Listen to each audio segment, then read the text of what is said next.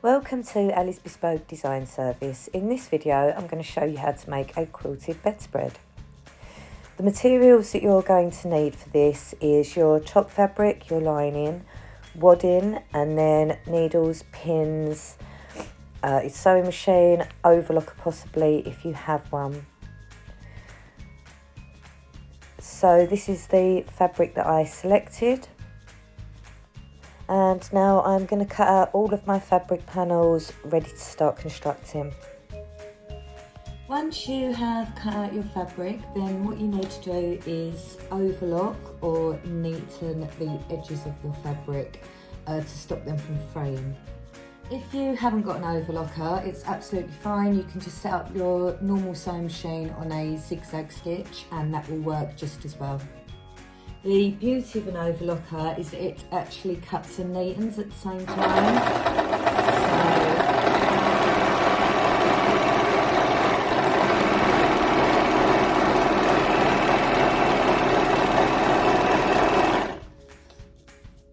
As you can see, it's actually cut and neatened that edge beautifully, which, as I say, it prevents it from fraying.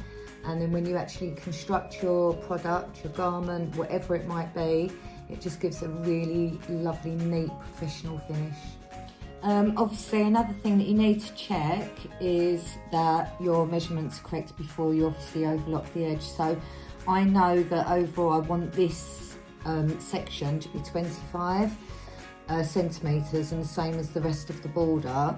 This at the moment is 28, so I can take a centimetre off the edge because I want it to be 27 for the seam allowance on both of the edges, okay?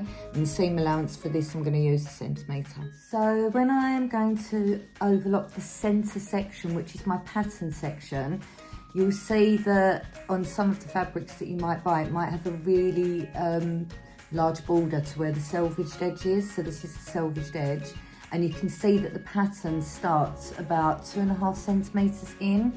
Now what I'm going to do when I overlock it, I'm just going to create that so it's just got 1 centimetre rather than this much, because it's just going to be easier to construct. The easiest way to actually create that centimetre seam allowance, if you look on the foot of the actual overlocker, it actually measures a centimetre. So if you put the edge of the foot next to your pattern, then that will create the centimetre seam allowance. So for the next section, I'm just planning how my border is going to work. So I'd cut out the strips of fabric, and then I need to ensure that, you know, things like my flowers facing the correct way, which way are the birds going. Obviously, because of the width of this fabric and we wanted the length of it, the birds are not going to be going in the same direction as the rest of the pattern. However, it's these things like the flower that you have to really ensure they're facing the right way. Before sewing all of these sections together, I would actually recommend that your pattern matches well. Easiest way to do that is if you fold back your fabric to how your seam allowance is going to work, and then pop that on the top, and then you can really get an idea of how that pattern is going to match. If you're not happy with it, then obviously you could then turn it round. I'm happy with this, so I'm ready to start constructing. So the next stage, once you've cut out all of your panels, you are going to fold the white fabric in half and then just do a small notch just to mark the centre. So just do a small notch so that you've got a little V cut out of it, like so. And then you'll do exactly the same to your pattern fabric.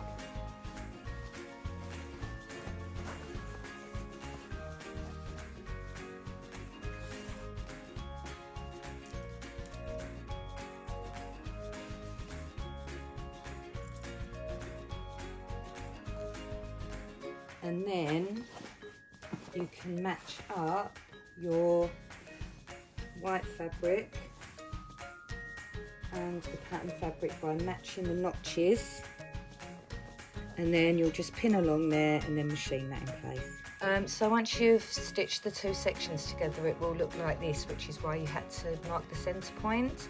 And then when you've done that, you can actually stitch these two together. So you'll position the fabric like so that they actually meet, and then you're going to machine from here all the way across the corner and down.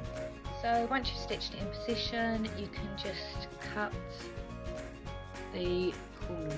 And when you open it out, all of your seams will match perfectly and you'll have a beautiful corner for your duvet. So the next stage is to actually stitch the centre in. So I've pinned it all in position, and when you're stitching it, where the corner is, only go to where the pin is. If you then turn it round to the right side, and you will see there's a slight gap there, so I'm just going to pin that into position.